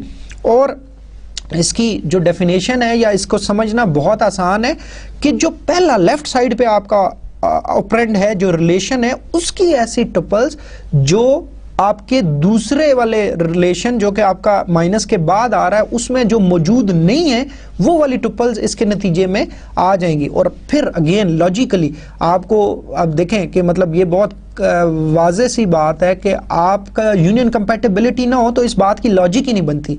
मींस कि आपके जो टपल्स का स्ट्रक्चर है पहले टेबल का भी वो वैसा ही होना चाहिए जो दूसरे टेबल का है, तभी हम उनको मैच कर सकते हैं ना कि ये वाली टुपल उसके अंदर नहीं है। तो मतलब यूनियन कंपैटिबिलिटी का लॉजिकली प्रूफ भी इन ऑपरेशंस में हमें मिल जाता है कि जी वो हो तो तभी मतलब लॉजिकली इसकी सेंस बनती है। तो आप मसलन फर्ज करें एक आपका टेबल होता है, उसके टुपल कुछ और तरह से स्ट्रक्चर होता, मींस उसके कुछ 6 एट्रीब्यूट्स होते, और जो दूसरी रिलेशन के टुपल्स हैं उनके 4 एट्रीब्यूट्स होते फर्ज करो उस रिलेशन के, तो मतलब कोई बात बनती नहीं है। फिर आप कैसे उन दोनों को कंपेयर कर सकते हैं? तो मतलब यूनियन कंपैटिबिलिटी का इस तरह भी आप अपने जहन में रख सकते हैं कि मतलब ये जो ऑपरेशन है ये यूनियन कंपैटिबिलिटी के बगैर नहीं होंगे। अब फर्ज करें कि हमारी सिचुएशन ये है कि हमें कहा जाता है जी कि list all cities where there is a branch office but no properties for rent. It's very obvious कि we are only interested in those cities कि जी जहां पे ब्रांच ऑफिस तो है लेकिन there are no properties for rent. तो it's very simple, वही जो पुराना हमने ऑपरेशन परफॉर्म किया था, जस्ट यूनियन की जगह पे इसको रिप्लेस कर दें माइनस के साथ, सेट डिफरेंस के साथ। तो अब अगेन आप देखें हमने जो लेफ्ट वाला ऑपरेशन है, जो पहले प्रोजेक्शन अप्लाई की थी, तो हमें 4 सिटीज मिले थे। ठीक है, 4 सिटीज आपको याद होंगे, मैंने बड़ी डिटेल से आपको बताया था कि जी रेपिटिशन लंदन की 2 दफ़ा हुई है तो बस वो 1 दफ़ा उसको दिखाएगा, बाकी वो सारी टुपल्स उसकी आ जाएंगी। प्रोजेक्शन में जस्ट डुप्लीकेशन की वजह से टुपल्स कम होती हैं, अदरवाइज टुपल्स के ऊपर उसका कोई फ़र्क नहीं पड़ता। तो आपके 4 जो है वो सिटीज़ आ जाएंगे, जिसमें आपका लंदन आएगा, जिसमें आपका अबरडीन आएगा, ग्लासगो आएगा और ब्रिस्टल आएगा। जो राइट साइड पे हमारा जो प्रोजेक्शन अप्लाई हमने प्रॉपर्टी फॉर रेंट पे की थी, उसमें 3 हमारे जो है वो टुपल्स आई थी, जिसमें आपका लंदन आया था, अबरडीन आया था और ग्लासगो आया था। ठीक है जी। अब हमने इनके दरमियान डिफरेंस फाइंड आउट करना है। तो डिफरेंस क्या कहता है कि ऐसी टुपल्स लेफ्ट वाले टेबल की जो आपके राइट वाले टेबल के अंदर नहीं है। तो वो वाली टुपल्स कौन सी हैं आपकी? वो तो लंदन इधर भी है उधर भी है, जो ग्लासगो इधर भी है दोनों तरफ है, जो आपका अबरडीन है वो इधर भी है वो उस तरफ भी है। लेकिन लेफ्ट साइड के टेबल के अंदर एक टुपल ऐसी है जो कि ब्रिस्टल है, जो कि राइट साइड में नहीं है। तो आपका रिजल्ट क्या आएगा? ब्रिस्टल आएगा। तो मतलब इसी किस्म की आपकी सारे सिचुएशंस हो सकती हैं। अब हम तो स्पेसिफिकली इस सिनेरियो के साथ बात कर रहे हैं, लेकिन अब ये वाली टुपल जो है वो लेफ्ट साइड वाले रिलेशन के अंदर है, जो आपने माइनस से पहले यूज किया है, और राइट साइड वाले वो जो रिलेशन के अंदर मौजूद नहीं है। तो जो आपका रिजल्ट आएगा वो ऐसी टुपल्स जो कि आर में मौजूद हैं लेकिन एस में मौजूद नहीं है, मींस के ब्रांच में हैं लेकिन प्रॉपर्टी फॉर रेंट में मौजूद नहीं है, जो कि हमारा सिनेरियो था उसके मुताबिक। तो रिजल्ट आपका जस्ट एक सिटी का एट्रीब्यूट आएगा और उसके नीचे ब्रिस्टल आ जाएगा। ओके, अब अगला जो हमारा ऑपरेशन है, आई होप कि आपको सेट डिफरेंस का क्लियर हो गया होगा। जो अगला ऑपरेशन है उसको समझना भी मुश्किल नहीं है, क्योंकि आप में से हर बंदे ने, जैसे मैंने कहा कि सेट थ्योरी जो है वो पढ़ी होगी। और ये आखिरी जो मैं ऑपरेशन है जो कि आज के लेक्चर में हम कवर करेंगे। तो इंटरसेक्शन जो है उसको रिप्रेजेंट करने के लिए वो यूनियन को आप रिवर्स कर दें, ठीक है। तो वो आपका ये वाला जो रिप्रेजेंटेशन है ये आपकी इंटरसेक्शन के लिए यूज होती है। Again it's a binary operation, दो रिलेशंस के ऊपर परफॉर्म होता है। अगेन जो सेंस बनती है कि आपका जो इंटरसेक्शन है उन्हीं के ऊपर जो है वो परफॉर्म हो सकता है जो यूनियन कंपैटिबल होंगे। तो इसकी डेफिनेशन करना चाहें तो हमें, अगर ज़रा आप अपने पुराने मैथमेटिक्स को रिव्यू करें तो आपको याद होगा कि इंटरसेक्शन दोनों सेट्स के अंदर जो कॉमन या जो दोनों में मौजूद होते थे एलिमेंट्स, उसके लिए वो जो है वो यूज़ होता था। तो एग्जैक्टली इसी तरह अब अगर इसको रिलेशनल मॉडल पे हम अप्लाई करें तो इट मीन्स कि ऐसी रोज या ऐसी टपल्स जो दोनों टेबल्स में कॉमन है, जो पहले टेबल में भी है और जो दूसरी टेबल में भी। और यूनियन कंपैटिबिलिटी का फिर आपको मैं वही वाली एग्जांपल दूंगा कि मतलब इसकी सेंस बनती है कि जी आप कैसे दो टपल्स, अगर उनका स्ट्रक्चर टेबल्स का डिफरेंट है, यूनियन कंपैटिबल नहीं है, उनके एट्रीब्यूट्स की तादाद डिफरेंट है, वो एक जैसी डोमेन के ऊपर नहीं है, तो आप उनको कैसे जो है वो एक दूसरे के साथ कंपेयर कर सकते हैं। तो मतलब इसलिए यूनियन कंपैटिबिलिटी होना इसके लिए भी जरूरी है। तो the result of an intersection is that it defines a relation consisting of the set of all tuples that are in both R and S। तो ऐसी टपल्स आती हैं जो R में भी मौजूद हैं और S में भी मौजूद है। It could also be expressed using the basic operation कि जी आप R intersection S is equal to R minus R, और ये पैरेंथेसिस में R माइनस एस। तो इट मीन्स कि ये जो R माइनस एस है पहले ये परफॉर्म होगा, फिर उसको उसमें R में से आप माइनस कर लें। तो अब आप देखें कि intersection could be defined in terms of a basic operation, जो कि इंटरसेक्शन को उसने बेसिक में डिफाइन नहीं किया था, तो सेट डिफरेंस को बेसिक में डिफाइन किया था। तो आप इंटरसेक्शन को इन the form of set difference भी जो है वो डिफाइन कर सकते हैं। तो चाहे आप R इंटरसेक्शन S लें या R माइनस S लें, तो रिजल्ट दोनों का एक ही आता है। ये आप एज होम असाइनमेंट जो है इसको प्रूव कर सकते हैं, ठीक है जी। ओके, तो इसकी एग्जांपल देखते हैं और फिर हम यहां पे इसको खत्म करते हैं।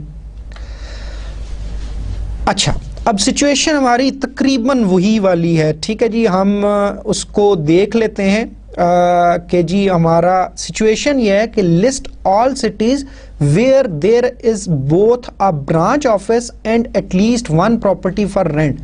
तो हमने थोड़ी सी रिस्ट्रिक्शन लगा दी। देखें, पहली हमारी सिचुएशन जब हम यूनियन लगा रहे थे तो हमने क्या कहा था कि हमें सिर्फ उन सिटीज़ का बताओ जहाँ पे चाहे कोई ब्रांच ऑफिस है या कोई प्रॉपर्टी फॉर रेंट, मीन एक भी चीज़ है तो वो हमें दिखा दो। दूसरी सिचुएशन सेट डिफरेंस के केस में हमने ये कहा था कि हमें उन सिटीज़ के बारे में बताओ जहाँ पे ब्रांच ऑफिस है लेकिन प्रॉपर्टी फॉर रेंट नहीं है। अब हमने फिक्स कर दिया, हमारी जो सिचुएशन है वो ये कह रही है कि जहां पे दोनों चीजें होनी चाहिए, सिर्फ वो वाले सिटीज दिखाओ जहां पे प्रॉपर्टी फॉर रेंट भी है और जहां पे ब्रांच ऑफिस भी है, वही वाले दिखाओ। अगेन जो हमारी तकरीबन स्टेटमेंट है वही वाली रहेगी, लेकिन जस्ट जो हमारा सेट डिफरेंस और यूनियन की जगह जो रिप्लेस हुआ है वो साइन कौन सा हुआ है, वो इंटरसेक्शन का हुआ है कि हमने सिटीज निकाल ली है। पहली बात है जो हमारे ब्रांच के अंदर भी थे और जो हमारे प्रॉपर्टी फॉर रेंट के अंदर भी थे, और उनको फिर क्या किया कि उनको हमने जो है वो फिर इंटरसेक्शन उसके ऊपर लगा दिया ताकि उनमें से जो दोनों में कॉमन है, तो दोनों में कॉमन होने का मतलब ये होगा कि जो ब्रांच वाले भी, जिनमें ब्रांच भी है और जिनमें प्रॉपर्टी फॉर रेंट है, तो वो हमें इंटरसेक्शन के जो है वो ऑपरेशन के जो है वो रिजल्ट के तौर पे मिल जाएंगे। तो अगेन आई कम अप कि जी हमने जो लेफ्ट साइड है उसके हमारी 4 जो है वैल्यूज आ रही थी टपल्स की सिटी के लिए, वो आ रही थी लंदन, ग्लासगो, अबरडीन, ब्रिस्टल। जो राइट साइड पे है लंदन, ग्लासगो, अबरडीन। तो इट मींस कि जो ब्रिस्टल है लेफ्ट साइड पे उसके against matching value right side की तरफ नहीं है, तो वो तीनों तो कॉमन है, तो इसलिए वो तीनों आ जाएंगे। तो जो रिजल्टेंट आपका इंटरसेक्शन का रिजल्ट आएगा इस स्टेटमेंट का, उसका जो है वो क्या रिजल्ट आएगा, वो आपका जो है वो आपका 3 टपल्स आएंगी और एक सिटी का एट्रीब्यूट होगा, जो रिलेशन जो है वो एक एट्रीब्यूट के ऊपर कंसिस्ट कर रहा होगा। तो ये आपका जो है वो रिजल्ट आएगा, सिटी का एक ही एट्रीब्यूट है और 3 टपल्स हैं, अबरडीन, लंदन और ग्लासगो। तो ये 3 आपके जो है वो रिजल्ट में शामिल हो जाएंगे। इसके साथ ही आज का हमारा लेक्चर जो है वो यहाँ पे ख़त्म होता है। हम समराइज़ कर लेते हैं कि हमने आज के लेक्चर में क्या क्या चीज़ें कवर की। पहली बात है कि हमने देखा कि हमारे जो मुख्तलिफ़ किस्म की मैनिपुलेशन लैंग्वेजेस हैं जो कि रिलेशनल डाटा मॉडल के अंदर यूज़ होती हैं, वो कौन कौन सी हैं। और हमने कहा कि जो उसका थ्योरेटिकल एस्पेक्ट है उसको कवर करने के लिए हम रिलेशनल अलजेब्रा और रिलेशनल कैलकुलस की बात करेंगे, और जो प्रैक्टिकल या वो जो एक्सटेंडेड है आपका, जो कि आप DBMS के अंदर यूज़ करते हैं, वो SQL है, जो कि अगले चैप्टर्स में या अगले लेक्चर्स में हम कवर करेंगे। रिलेशनल अलजेब्रा के हवाले से हमने बात की कि रिलेशनल अलजेब्रा हमारी जो है वो प्रोसीजरल है, कि उसमें हम डिफ़ाइन करते हैं कि कैसे डाटा को एक्सट्रैक्ट करना है, प्रोसीजर भी डिफ़ाइन करते हैं। जबकि जो हमारी रिलेशनल कैलकुलस है उसके हवाले से हमने डिस्कस किया कि जो है वो एक नॉन प्रोसीजरल है, उसमें जस्ट हम बताएंगे कि कौन सा डाटा चाहिए, हम वो वे नहीं बताएंगे कि किस तरह हमने उसको जो है वो सिलेक्ट करना है। फिर हमने बेसिकली ये जो चैप्टर है ये जो है आपका इस हवाले से इम्पॉर्टेंट है कि हम जो मैथमेटिकल बेस है हमारी, जो हम कह रहे थे कि हमारा जो रिलेशनल मॉडल है वो हमारा मैथमेटिक्स के ऊपर बेस करता है, तो हमने उसको रिलेट करने के लिए कि कैसे जो है वो रिलेशनल ऑपरेशंस जो है वो रिलेशनल अलजेब्रा को जो है वो यूज़ करते हुए हम रिलेशंस के ऊपर अप्लाई कर सकते हैं।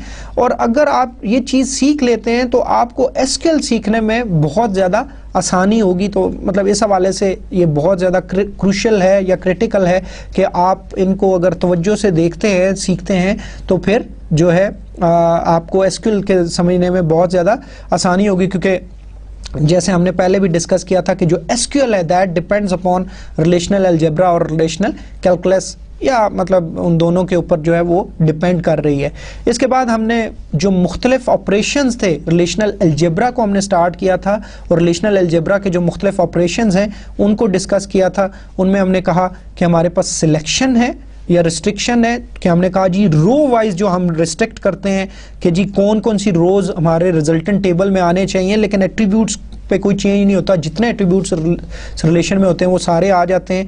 फिर जो दूसरा ऑपरेशन है जो हमने परफॉर्म किया वो प्रोजेक्शन था, मींस कि हम रोज के ऊपर किसी किस्म के रिस्ट्रिक्शन नहीं लगा रहे, लेकिन हम अपनी मर्जी के जो है वो कॉलम्स जो है वो सिलेक्ट कर रहे हैं, एट्रीब्यूट सिलेक्ट कर रहे हैं। फिर हमने उसके बाद यूनियन को डिस्कस किया। यूनियन के हवाले से या हमने देखा कि ये जो पहले दो ऑपरेशन हैं हमारे, ये यूनरी ऑपरेशन से एक ही रिलेशन के ऊपर जो है वो परफॉर्म होते थे, जबकि ये बाद वाले जो ऑपरेशन हैं ये आपके जो है वो दो रिलेशंस के ऊपर परफॉर्म किए जाते हैं। और इन तीनों ऑपरेशंस के लिए हमने ये देखा जो यूनियन, सेट, डिफरेंस और इंटरसेक्शन है, कि इसके लिए यूनियन कंपैटिबिलिटी होना ज़रूरी है। और यूनियन कंपैटिबिलिटी को मैं एक दफ़ा फिर यहाँ पे डिफाइन करता हूँ क्योंकि ये बहुत इंपॉर्टेंट है कि जी दोनों रिलेशंस जो इस ऑपरेशन के अंदर इन्वॉल्व हैं उनकी डिग्री सेम होनी चाहिए, और दूसरी बात कि उनके जो कोरस्पॉन्डिंग एलिमेंट्स हैं that should be defined on the same domain. तो उन दोनों के जो करस्पॉन्डिंग एलिमेंट्स हैं उनकी डोमेन भी एक जैसी होनी चाहिए। और यूनियन को हमने डिस्कस किया कि यूनियन के अंदर या R की टपल्स आएंगी या S की आएंगी या जो दोनों में वो आएंगी, और मैक्सिमम जो है वो R प्लस S की जो टुपल्स मैक्सिमम जो आ सकती हैं वो दोनों की मिला के आ सकती हैं, लेकिन डिग्री सेम रहेगी। सेट डिफरेंस की अगेन हमने बात की, डिग्री सेम रहेगी, लेकिन टुपल्स वो आएंगी कि जो पहले टेबल की टुपल्स हैं लेकिन दूसरे में मौजूद नहीं है। इंटरसेक्शन में भी डिग्री सेम रहेगी, लेकिन जो आपकी टुपल सिर्फ वही वाली आएंगी जो दोनों के अंदर कॉमन है।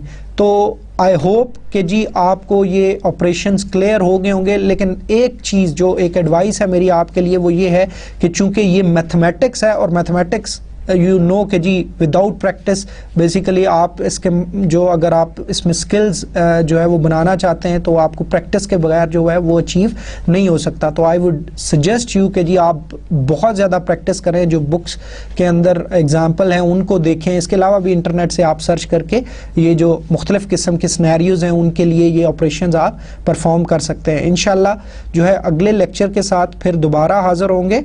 आज के लिए इतना काफ़ी है। इंशाल्लाह जो है हम अगले लेक्चर में दोबारा जो है वो नए टॉपिक जो अगले ऑपरेशंस हैं उनके साथ हाज़िर होंगे। अस्सलाम वालेकुम और खुदा हाफ़िज़।